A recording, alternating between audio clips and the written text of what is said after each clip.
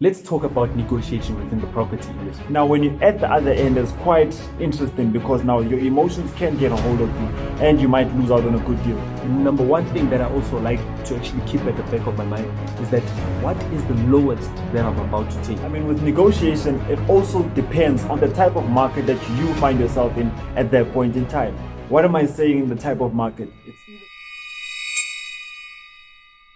Hello. Hi everybody, you are tuned into Non-Wealth. My name is Neo. And my name is Lebo. Today we've got excellent news. It's been an excellent year and we are actually about to close with a bang. We have really exciting news that are about to excite you. Do you want to tell us now or... You know the drill. No, this time let's make it different. This time we're going to tell you in the middle of the video.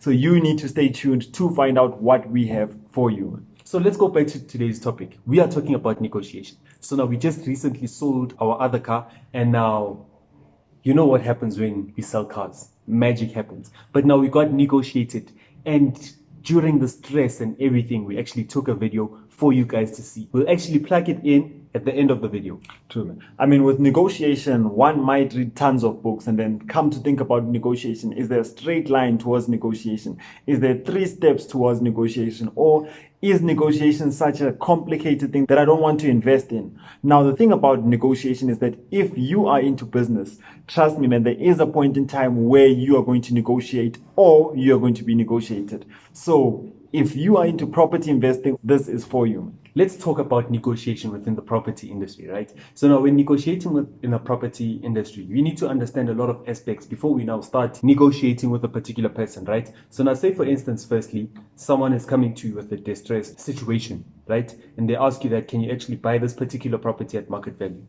What do you do, right? Because now this person is in a state whereby negotiating them, you kind of feel bad for them because they're in that particular situation. But also at the same time, you also need to understand that as a property investor, you need to save your investments, right? So now how do you actually go about negotiating with a particular person, right? Number one is actually understanding the situation of that particular person. So now if you're going towards someone, say for instance, they're about to lose their house or they're about to migrate to the other country, this is the number one thing that you need to do.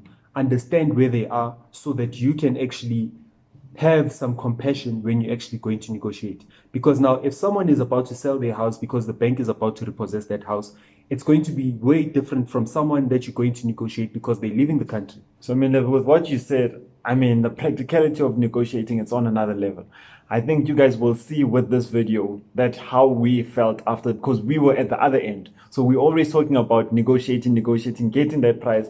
Now, when you're at the other end, it's quite interesting because now your emotions can get a hold of you and you might lose out on a good deal. Because with negotiation, it actually sets you apart from other people. Do you take advantage of a deal or do you need to sell fast? You need to understand the situation that you're in. Do you need to sell fast? Or do you just want to let go of a deal so that your business is not complicated? Because I mean, it doesn't make sense if I'm going to hold on to something and I know that people are coming through, the clients are coming through, people want to negotiate me down, even though let's say it's 10K down or even 5K down, the price that I was expecting. But now I don't want to let go of it because I want to prove that I'm right, only to find out that I'm going to accumulate expenses. Because with property investing, I know that every month I'm paying bond if I didn't buy cash. Every month I'm paying insurance. Every month I'm paying rates and taxes. I can go on and on and on. So now you need to take that decision that, you know what, before putting it on the market, that this is the price that I'm going to sell it for. If I'm going to be negotiated down, I'm kind of looking at that, because what that does is that it actually gives you that space that you can still make profit. Because last thing you want is that you didn't anticipate that you're going to be negotiated. And then as the months go by, your expenses are going high. So what's going to happen, you're going to end up being distressed and selling it and not making a profit. So you want to plan this whole out so that when the negotiation time comes, you are flexible towards negotiation. Right. So now another thing that you actually talked about, right? You talked about emotions. In negotiation, you really have high emotions because now this person is bringing in an offer and you also bringing in your offer, right? They might bring in the most ridiculous offer. Be prepared for that. So now if you are thinking about selling your house at 1 million, be prepared for anything at 500,000, right? Because now when that person actually comes in with that 500,000, you're already emotionally prepared that even if he does actually give me a low blow, I'm still emotionally prepared that I can still keep my poker face and tell them that 500,000 doesn't actually cut it for me, right? Because now what happens a lot of times is that you bring in that offer and then it just cuts your mental circulation, if there is such a word, right? It just cuts your mental circulation, and now you are thinking that why would this person offer me such a low amount? Whereas you forget that this is a negotiation, and now he's going to come with his price point and you also have your price point, and we're trying to find a midpoint whereby it's going to be your side and his side. So now when you're also going to negotiate, number one thing that I also like to actually keep at the back of my mind is that what is the lowest that I'm about to take? It can be either from the seller's point of view or from the buyer's point of view. If I'm going to be buying a particular property, I need to know that what's the highest I can actually give for this particular property. When I'm actually selling my property, what's the lowest that I can actually give to that particular property? And I know, guys, I know, trust me, I know, when it comes to negotiation and someone has actually put in a price and you actually want to sell this particular property as soon as possible, it's going to be tempting for someone to actually to sell that particular property at that particular price, whereas you knew that, say for instance, if we're using numbers, if you thought that 50,000 was the lowest that you were actually going to take, and then someone says they're going to give you 45,000, you need to be disciplined enough to say that, you know what, my price is 50,000. If you do not actually want that 50,000, then let's leave it. I mean, with negotiation, it also depends on the type of market that you find yourself in at that point in time. What am I saying, the type of market? It's either going to be a buyer's market or a seller's market. So now if it's a seller's market and I'm a buyer, I know that there's a high possibility that I'm going to be negotiated. So I was thinking around about this price, but because there's a demand for this scarce product, or there's a demand for this product, this house that we're looking for, so it ends up being a bidding war. So let's say we were planning that we are going to buy the house at 700, and we know that the value of the house is 900,000, and then somebody comes through and puts in a better offer. I still need to know that I'm going to be negotiated up because of the market situation. However, I need to know where I'm going to stop. I think it's that famous quote whereby they tell you that winners know when to stop. So it's not about pride that I want that property and I'm going to get it. Whoever's going to try to bid against me, I'm going to beat them. So now on the reverse side, I talked about the buyers. And then if it's the seller's market, now you know that, let's say now the power is in the hands of the sellers. So what's going to happen is that there's not so much demand. So what happens if there's not so much traffic for this product or for this house, we know that we can actually decrease our price. We know that we can decrease our price, and then we know that we are going to be negotiated down. So you need to understand the type of market that it is. If it's a buyer's market or a seller's market, and then we need to understand our position. Are we a buyer or are we a seller? And once you're able to identify those two, you can actually take advantage of that in a good manner, not by taking advantage of the next person, but however meeting your target goals.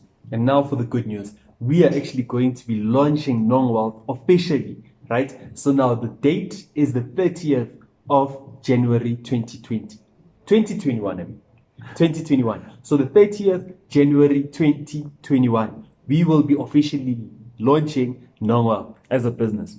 I'm quite excited about this. This has been an exciting year, and we're taking things to next level.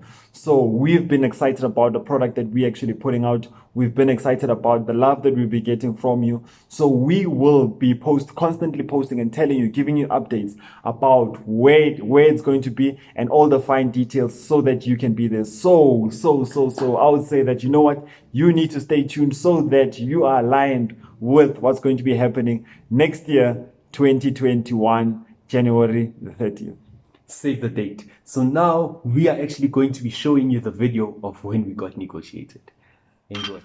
Negotiations are never easy, man. Negotiations are quite hectic, man, especially when it comes to something that you're attached to.